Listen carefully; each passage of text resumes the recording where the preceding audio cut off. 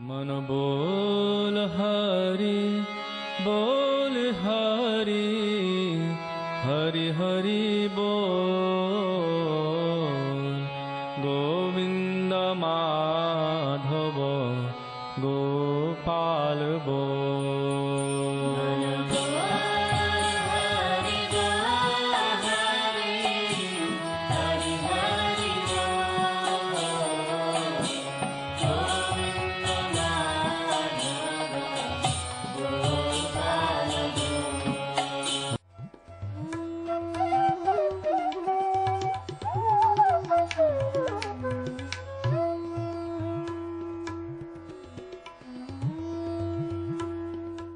ओम विष्णुपाद अष्टोत्तर शत श्री श्रीमद् भक्ति वेदांत नारायण गोस्वामी महाराज जी का शुभ आविर्भाव सन 1921 में बिहार के बक्सर जिले में मौनी अमावस्या के दिन अर्धरात्रि में हुआ था।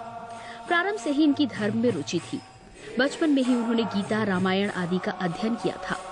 संसार से अत्यंत तीव्र वैराग्य होने के कारण 25 वर्ष की आयु में ही वे गृहस्थ जीवन त्याग कर मठ में निवास करने लगे।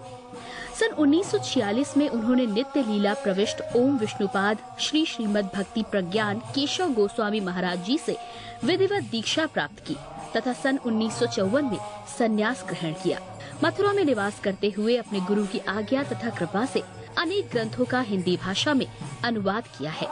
इनके प्रमुख ग्रंथ हैं श्रीमद् भगवद गीता, गीत गोविंद, जैव धर्म, वेणु गीत, भजन रहस्य, ब्रजमंडल परिक्रमा, श्री श्री वृहद भागवतामृतम। इन सभी ग्रंथों का English, Spanish, Dutch, French, German, Russian, Italian, Portuguese, Chinese आदि विश्व की अनेक भाषाओं में अनुवाद हो रहा है। लगभग पिछले 60 वर्षों से श्रील भक्ति वेदांत नारायण गोस्वामी जी महाराज ने भारत एवं विश्व के सभी प्रमुख देशों में शुद्ध भक्ति का प्रचार किया, अर्थात भक्ति योग की शिक्षा प्रदान की। श्रील गुरुदेव के भक्ति प्रचार कार्य से प्रोत्साहित होकर अमेरिका के ह्यूस्टन के मेयर द्वारा श्रीमान लीपी ब्राउन ने 31 मई सन 2003 को इन्हें ऑर्डिनरी सिटीजनशिप एवं गुडविल एम्बेसडर के सम्मान से विभूषित किया। सन 2003 में ध्वजाचार्य पीठ तथा विश्व धर्म संसद ने श्रील गुरुदेव को कृष्ण भक्ति, विश्व भर में सनातन धर्म के प्रचार प्रसार तथा ब्रजमंडल के संरक्षण एवं पुनरुद्धार हेतु अनेक अथक प्रयासों के लिए योगाचार्य की उपाधि से सम्मानित किया। इस प्रकार संपूर्ण विश्व में प्रेम धर्म का प्रचार प्रसार करते हुए श्रील भक्ति वेदांत नारायण गोस्वामी जी महाराज ने 29 दिसंबर 2010 को श्री जगन्नाथपुरी में अपनी भौम लीला को संवरण किया। वे अपनी दिव्य शिक्षाओं में और अपने निष्कपट आश्रित जनों के हृदय में सर्वदा विराजमान हैं। सबसे पहले मैं अपने गुरुदेव नित्य लीला प्रविष्ट ओम विष्णुपाद अष्टोत्तर शत परिवर्जिकाचार्य श्री श्रीमद् भक्ति वेदांत नारायण गोस्वामी महाराज जी के चरणों में प्रणाम करता हूँ। नित्य लीला प्रविष्ट ओम विष्णुपाद अष्टोत्तर शत परिवर्जिकाचार्य श्री श्रीमद् भक्ति वेदांत स्वामी शीला प्रभुपाद के चरणों में प्रणाम करता हूँ।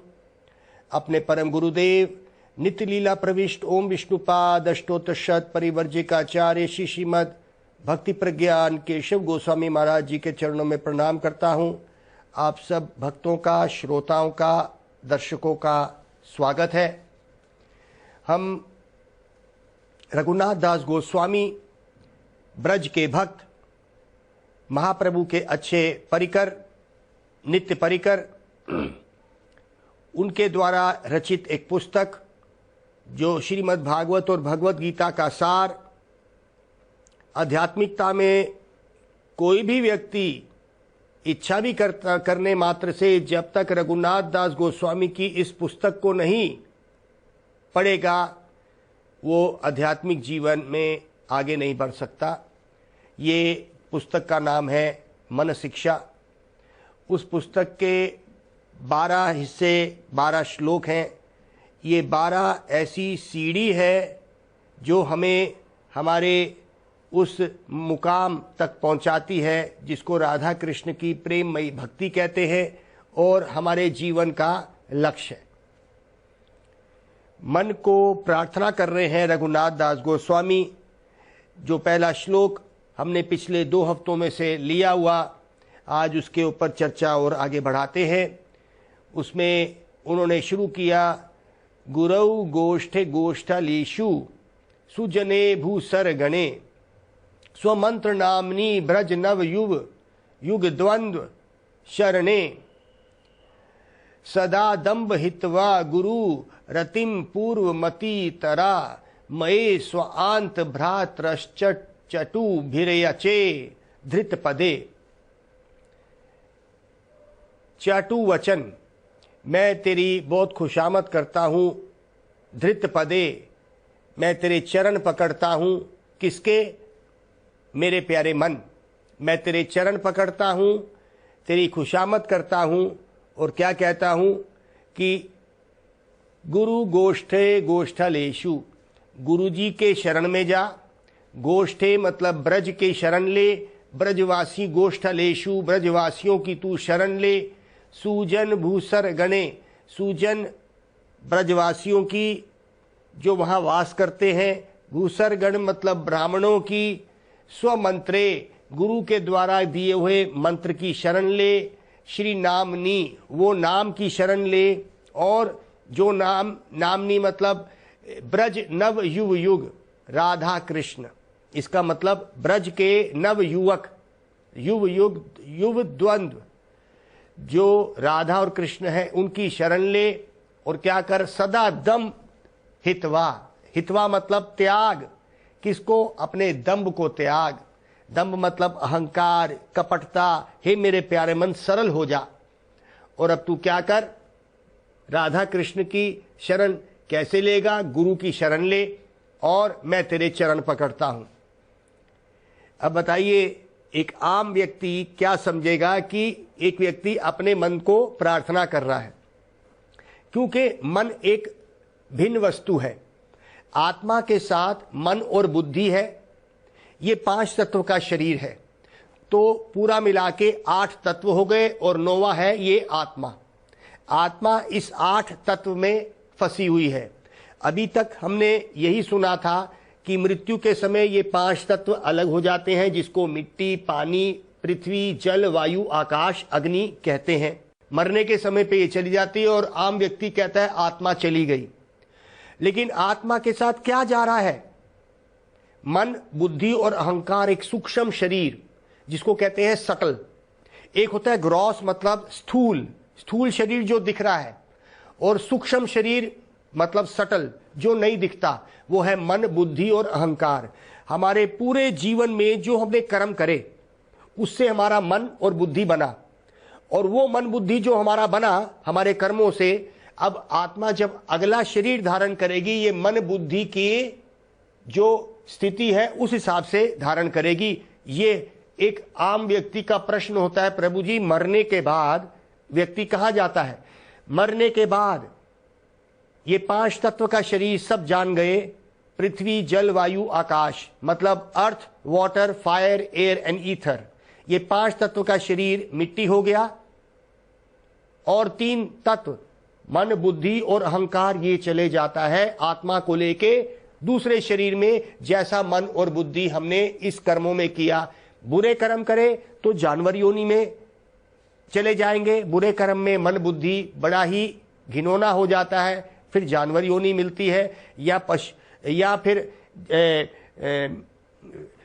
पेड़ पौधे की योनि मिलती है, या जलचर की योनि मिलती है। जलचर मतलब मछली, मगरमच्छ, ये सब जल में रहने वाले जंतुओं की मिलती है। तो 84 लाख योनियों में से हमें कुछ मिल जाएगा। तो कहते हैं भाई ये जो मन बुद्धि है, इसीलिए हमारे रघुनाथ दास गोस्वामी हाथ जोड़ के मन को कह रहे हैं, मन तू कितना चंचल है, 1 मिनट में तू कहाँ चले जाता है, 1 मिनट में पूरी दुनिया तू तय करता है, कभी एक जगह स्थिर नहीं होता है। इसलिए कहते हैं मन तू स्थिर हो जा, अपना दम्भ, अपनी ये कपटता छोड़। और फिर छोड़ेगा तो कुछ तो चाहिए मन को। हमारे कुछ लोग ये कहते हैं मन को कुछ चाहिए, तो रे मन कुछ तो कर, कपड़े फाड़ के सिया कर। किसी हास्य रस कवि ने कहा कि मन को कुछ तो करना है तो कपड़े फाड़ो और सीते रहो। मन को कुछ चाहिए, तो कहते हैं अब मन तू क्या कर, अपने रास्ता बदल दे। ये दंभ, कपट, हिपोक्रेसी, दूसरे से द्वेष करना, ये छोड़ दे। अब तू सरल हो जा, सरल। और क्या कर, गुरु के पास जा और गुरु के रहने वाले स्थान ब्रज में जा और वहां पे रहने हुए लाले ब्रजवासियों के पास जा, उनसे प्रार्थना कर, गुरु से मंत्र ले और उस राधा कृष्ण का स्मरण कर। मेरे प्यारे मन, मैं तेरे चरण पकड़ता हूं, भ्रातृचटु भिर्यचे, याचना करता हूं, मैं तेरे से प्रार्थना करता हूं। धृत पदे, मैं तेरे, धृत मतलब धारण करता हूं, पद मतलब चरण को मैं धारण करता हूं। मेरे प्यारे मन, अगर मन सुधर गया तो हमारा अगला जीवन सुधर जाएगा, क्योंकि भगवान ने बड़े ही सरल शब्दों में भगवद गीता के में कहा, अंतकाले च माम इवा। अंतकाल मतलब जब मरने का समय आता है, अंतकाल। च माम, और माम मतलब मेरा, स्मरण मुक्तवा, मेरा स्मरण कर और मुक्ति की तरफ जाएगा। मुक्ति किस चीज से? ये जन्म, मृत्यु, बुढ़ापा और बीमारी से मुक्ति, जो ये शरीर का काम है, हम इससे मुक्त हो जाएंगे और हमें एक ऐसा दिव्य शरीर मिलेगा जो 5 तत्व का नहीं है, जो भगवान के धाम में रहने के काबिल होगा, जो 5 तत्व का नहीं है, जो आध्यात्मिक शरीर है। उसमें भी हमें मन बुद्धि मिलेगा, लेकिन वो कैसा होगा? वो कृष्णमयी मन होगा, कृष्ण के लीलाओं में रमा हुआ होगा। तो मेरे प्यारे मन, तू क्या कर, उस सीढ़ी को चढ़ने के लिए पहली सीढ़ी, हमारे मन शिक्षा में पहला ही शब्द जो बोला गया वो बोला गुरु। तो ये गुरु की शरण में जा। जैसे मैंने पिछले हफ्ते भी कहा था कि गुरुओं को तो धारण करना एक फैशन हो गया है। लोग बिना गुरु की गुण पहचाने गुरु के शरण तो ले लेते हैं, तो उनको धोखा हो जाता है। तो ऐसे ही झूठे व्यक्ति जो गुरु बन बैठते हैं, जो गुरु कभी थे ही नहीं। गुरु का मतलब मैंने बताया, एक शिष्य को अंधकार से रोशनी में अर्थात ज्ञान में लेके आए। ज्ञान क्या है? हम शरीर नहीं, हम आत्मा है, और आत्मा का भगवान से क्या संबंध है, ये गुरु बताएगा। ये गुरु का काम है। तो यहां पे आज हम गुरु की महिमा फिर से गाते हैं कि गुरु गोष्ठे, गुरु हमें उस गोष्ठे मतलब उस ब्रजधाम तक लेके जाएगा। गोष्ठालेशु, उन ब्रजवासियों से हमारी जान पहचान कराएगा। हमें उस ब्रज में रहने का तरीका बताएगा। स्वमंत्रे, गुरु मंत्र देता है और वो मंत्र हमारे मन को त्र करते हैं, मतलब कंट्रोल, हमारे मन को शांत करते हैं। और क्या होता है? ब्रज नव युव द्वंद्व, जो ब्रज के द्वंद्व मतलब जो दो राधा और कृष्ण के तरफ हमारा मन लेके जाएंगे। सदा दंभ हितवा, हे मेरे प्यारे मन, अब तू ये कपटता छोड़। तो आज का भी श्लोक यही है, जो हमें पहले गुरु की शरण में जाना है। गुरु की शरण का मतलब क्या है? हमने गुरु से दीक्षा ले ली, मतलब मंत्र ले लिया, अब हम घर चले। गुरु से दीक्षा ले ली, दी मतलब दीक्षा मतलब मंत्र ले लिए, अब गुरु अपने घर में और हम अपने घर में। ऐसा नहीं है भाई, गुरु से संबंध बनाना पड़ेगा, गुरु के भावों को अपनाना पड़ेगा। गुरु का असली सेवा क्या है? गुरु की असली सेवा है उसके भावों को ग्रहण करना और अपने जीवन को उन भावनाओं से चलाना। वो भावनाएं क्या है? गुरु किस भाव में रहता है? गुरु हमेशा उस वैकुंठ भाव में रहता है। गुरु हमेशा उस राधा कृष्ण के भाव में रहता है। तरह तरह के गुरु इस संसार में हमें मिलते हैं। कुछ ब्रह्मवाद फैलाते हैं, कुछ निराकारवाद फैलाते हैं, लेकिन यहाँ पे गुरु गोष्ठे गोष्ठलेशु की बात करी गई कि गुरु ये कहता है कि वो संसार शून्य नहीं है जहाँ पे भगवान रहते हैं। गुरु का भगवान से संबंध होता है। भगवद गीता में भी 4थे अध्याय में 34वें श्लोक में गुरु के पास जाने की विधि बताई गई। क्या? तद विधि प्रणिपातेन प्रणिप्रश्नेन सेवाय उपादक्षन्ते ते ज्ञानम ज्ञानिनास्तत्वदर्शिना। तद विधि, विधि क्या है, तरीका क्या है आगे बढ़ने का, मन को शांत करके भगवान के चरणों में लगाने का तरीका क्या है। तद विधि प्रणिपतेन प्रणिप्रश्नेन, विधि है प्रणिपतेन, उनके चरणों की शरण ले लो। प्रणिप्रश्नेन, ये नहीं कि अंधकार में शरण लो, उनसे प्रश्न पूछो। जो तुम्हारे हृदय की अज्ञानता है, प्रश्न होंगे, उस प्रश्न को पूछना, लेकिन शरणागति से, शरण हो लेके। ये नहीं कि अब मैं गुरु को परास्त कर दूंगा, हरा दूंगा, मैं ऐसे प्रश्न पूछूंगा कि गुरु उत्तर ही नहीं दे पाएगा। अगर ऐसी भावनाओं से प्रश्न पूछे जाएंगे तो गुरु उत्तर नहीं देगा। गुरु शिष्य की सरलता को देखता है, और ये भी नहीं कि गुरु सरलता देखता है या गुरु के अंदर अज्ञानता है इसलिए वो सरल बन जाता है, ऐसा नहीं।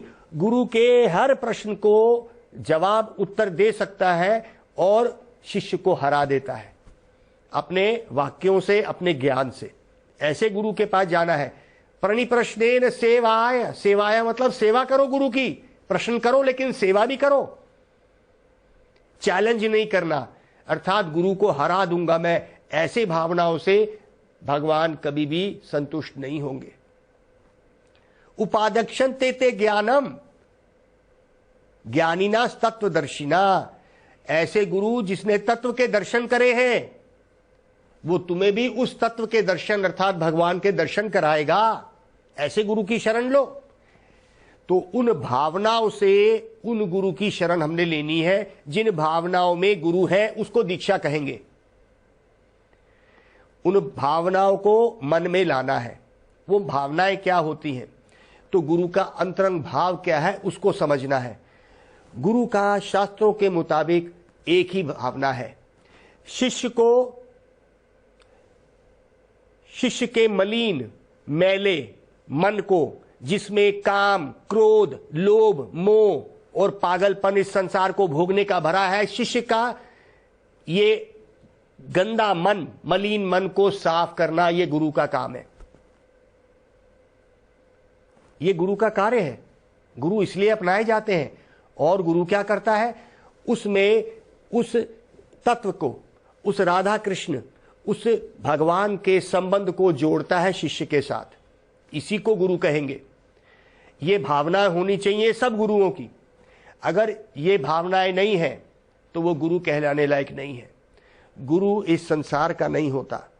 गुरु भगवान का भेजा हुआ दूत होता है, भगवान नहीं होता, भगवान का भेजा हुआ दूत होता है। शिष्य क्या करता है, शिष्य उस गुरु की बहुत अहमियत रखता है। गुरु गोविंद दो खड़े, हमारे कबीरदास जी कहते हैं, गुरु गोविंद दो खड़े काके लागू पाए, बलिहारी श्री गुरु के गोविंद मिले जो मिलाए, बलिहारी श्री गुरु के गोविंद दियो मिलाए। शिष्य कह रहा है कि गुरु और गोविंद दोनों खड़े हैं, मैं पहले किसके चरण पकड़ूं? तो शिष्य कहता है कि मैं पहले गुरु के चरण पकड़ूंगा जिसने गोविंद को मिला दिया, नहीं तो बिना गुरु के गोविंद नहीं मिलेंगे। इसीलिए कबीरदास जी कहते हैं, अगर दोनों गुरु और गोविंद सामने आ गए तो पहले मैं गुरु के चरण पकड़ूंगा जिसने गोविंद को मिलवाया। तो गुरु, अगर गुरु रुष्ट हो जाए, रुष्ट मतलब नाराज हो जाए, तो कोई भी नहीं बचा सकता हमें। हमारा पतन अवश्यम भावी है, अवश्य ही हमारा पतन हो जाएगा। अगर कृष्ण या भगवान रुष्ट हो जाए, नाराज हो जाए, अगर हम गुरु की शरण ले लें तो भगवान को हम पा सकते हैं। गुरु अगर रुष्ट हो गया, नाराज हो गया, तो भगवान भी नहीं मिलेंगे, ना गुरु मिलेगा। इसलिए गुरु की महिमा ज्यादा गाई गई है। भगवान से भी ज्यादा गुरु की महिमा है, क्योंकि उसने भगवान को मिलाना है। गुरु की भावनाओं को समझना है। मैं कई बार इस उदाहरण को देता हूं, हो सकता है आपने कभी मेरे से पहले कभी सुना। ये उदाहरण ऐसा है, हमारे गुरुदेव और गुरुवर इस उदाहरण को करते थे कि एक मूर्ख शिष्य एक गुरु के पास पहुंचता है। मूर्ख मैं मूर्ख शिष्य कह रहा हूं। और वो कहता है कि मैंने गुरु धारण कर लिए। गुरु जी किसी प्रचार कार्य के लिए एक घोड़े पे बैठ के एक गांव से दूसरे गांव पे प्रचार करने जा रहे हैं। शिष्य भी बैठा है घोड़े पे। रास्ता बहुत लंबा है, रास्ते में कई घंटे लग जाते हैं। गुरु जी के कपड़े भी उसी पे घोड़े पे पड़े हैं, सब चीजें गुरु जी की पड़ी हैं, खड़ावें पड़ी हैं, सब कुछ पड़ा है। तो घोड़ा जब चल रहा था, गुरु जी की आंख लग गई, उनको नींद आ गई। तो एक गुरु जी का कपड़ा, गमछा या धोती नीचे गिर गया। शिष्य तो जाग रहा था। जब घोड़ा बहुत आगे चला गया तो गुरुजी ने देखा, अरे एक कपड़ा कम हो गया है। तो उसने शिष्य से, गुरुजी ने पूछा, अरे भाई तुम ये बताओ, एक कपड़ा गिर गया, कहाँ गया मेरा? उन्होंने कहा, गुरुजी आपका कपड़ा पीछे गिर गया। तो कहते हैं, अरे भाई तुमने उठाया क्यों नहीं? तो मूर्ख शिष्य क्या कहता है, गुरुजी आपने कभी भी ये नहीं कहा कि घोड़े के ऊपर से कोई कपड़ा गिर जाए तो उठा लेना। आपकी कोई भी शिक्षा में ऐसी बात नहीं कही।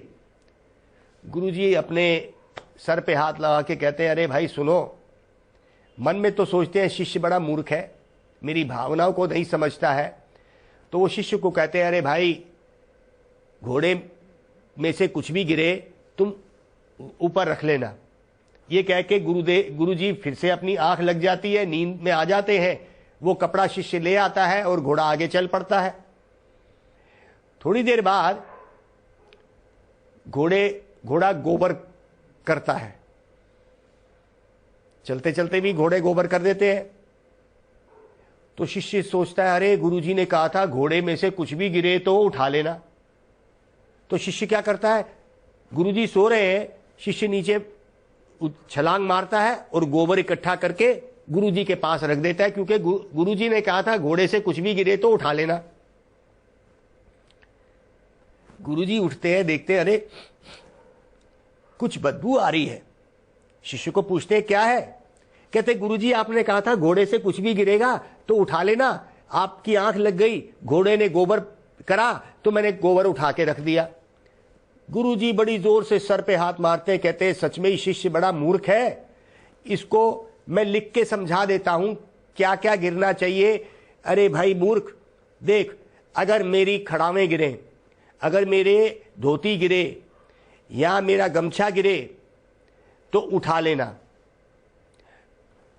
तो समझ जाता है कि गुरुजी की खड़ावें गिरे, गुरुजी की धोती गिरे, गमछा गिरे और कुर्ता गिरे तो उठा लेंगे।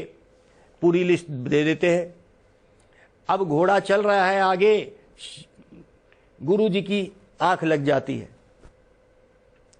शिष्य जाग रहा है। अचानक घोड़ा तेज दौड़ने लगता है। पीछे शेर पड़ जाता है घोड़े के। जंगल से निकल रहे हैं, शेर पड़ गया।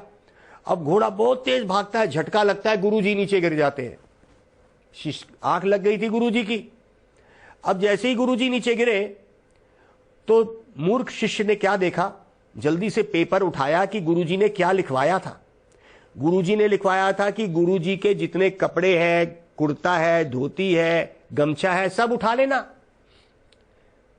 तो वो छलांग मारता है, जल्दी से सारे कपड़े वपड़े उठाता है और यहां तक कि गुरुजी ने पहने हुए कुर्ता और धोती वो भी खींच के ले लेता है, और गुरुजी के पहने हुए खड़ावे भी खींच लेता है और गुरुजी को नंगा छोड़ देता है और भागता है और घोड़े पे चढ़ जाता है और चलने लगता है। गुरुजी पीछे पीछे भागते हैं, अरे भाई मुझे भी तो ले जाओ।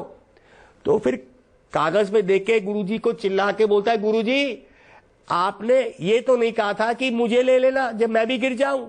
आपने कहा था अपने कपड़े ले लेना, धोती ले लेना, जो भी कुछ गिरे, लेकिन आपने ये नहीं कहा था कि गुरु गिर जाए, गुरु घोड़े से गिर जाए उसको भी बचा लेना। तो गुरुजी सच में ही सर पे हाथ मार के कहते हैं, ये शिष्य बड़ा मूर्ख है, गुरुजी की भावनाओं को नहीं समझता, लेकिन गुरुजी ने जो लिखवा दिया बस वही समझा। हमें गुरुजी के भावों को समझना है। ऐसे ही गुरु नहीं अपना लेने, ऐसे ही गुरु फैशन के लिए नहीं अपनाना। हमने गुरुजी की भावनाएं अपनानी है। तो गुरुजी कहते हैं, गोष्ठे गोष्ठालेषु। गोष्ठे मतलब उस ब्रज धाम की याद करो और उन ब्रजवासियों की याद करो। हमारे गुरुदेव एक बारी ब्रज में एक जगह पे कार्तिक के महीने में एक गांव में ब्रजवासियों के सामने एक भाषण दे रहे थे। तो उन्होंने कहा कि आप सब ब्रजवासी हैं, आप सब बड़े धन्य हैं।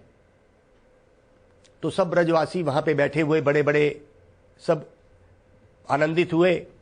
थोड़ी देर बाद गुरु जी कहते हैं, देखो ब्रजवासी वो होता है जैसे नंद बाबा है, जैसे यशोदा मैया है, वो ब्रजवासी हैं। वो कैसे हैं? यशोदा मैया क्या करती है? 24 घंटे में 24 घंटे वो कृष्ण का ही सोचती है। चाहे वो मक्खन बिलोती है, चाहे वो मिठाई बनाती है, वो कुछ भी करती है, वो कृष्ण का ही सोचती है। नंद बाबा भी कृष्ण का ही सोचते हैं। इनको ब्रजवासी कहते हैं। सिर्फ वृंदावन में रहने से ही वृंदावन वास नहीं माना गया। वृंदावन में वास करने से उन भावों को अपनाना जो ब्रजवासियों के हैं। असली ब्रजवासी कौन है? नंद बाबा, यशोदा मैया जो कृष्ण के पिता हैं, कृष्ण की मैया है जो कृष्ण के बारे में ही सोचते हैं। वो ब्रजवासी हैं जो हमेशा कृष्ण के सखा बन के कृष्ण के साथ, उनके साथ गैया चराने जाते हैं, हर वक्त कृष्ण का ही सोचते हैं। उनके मन में 24 घंटे में से 24 घंटे और कुछ आता ही नहीं है। इसको कहते हैं गोष्ठे। गोष्ठालेशु मतलब ब्रजवासी और ब्रज धाम, उसको ब्रजवास कहते हैं। तो कहते हैं कि उस मंत्र को जो गुरु ने दिए, उन मंत्रों को करते हुए और गुरु की उन कथाओं को सुनते हुए जो उन्होंने राधा कृष्ण के बारे में कही थी, उस मंत्र का जाप करते हुए ये मन को वहां लगाना है। मेरे प्यारे मन तू ये कर। ये रघुनाथ दास गोस्वामी कह रहे हैं, मेरे प्यारे मन, ये मनुष्य जीवन तेरे को मिला है, अब तू सोच सकता है कि ये जन्म मृत्यु के बंधन से कैसे छूटना है। क्योंकि कोई भी योनि में आप ये नहीं समझ सकते। देखो, मन तो कुत्ते का भी होता है, बिल्ली का भी होता है, बंदर का भी होता है, लेकिन क्या कुत्ते, बंदर और बिल्ली के मन में ये कभी आता है मैं कौन हूं? हाँ, उसके मन में ये तो आता है मुझे भूख लगी है, तो वो झपट के खा तो सकता है, लेकिन उसको ये नहीं पता है कि अगले दिन भी उसको खाना है। तो क्या वो रसोई घर बनाएगा, अपने परिवार को पालेगा? उसके मन में इतना कुछ नहीं आ सकता। हमारे मन में बहुत कुछ आ सकता है।